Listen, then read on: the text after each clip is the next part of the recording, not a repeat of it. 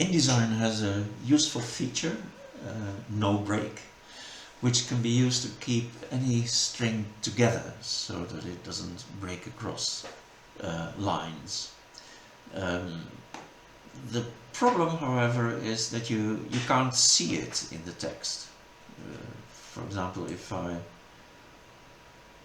select this string and I go into the character menu and I apply no break, I can't see that no break was applied here.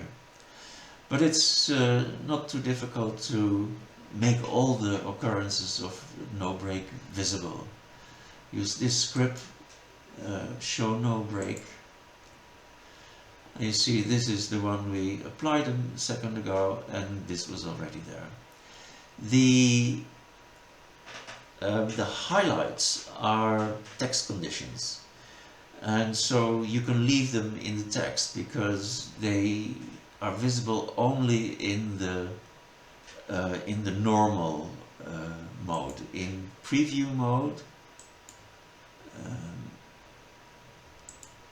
they're not visible. They won't print, so you can just leave them. But if at any time you want to delete, get rid of all those highlights, you go to the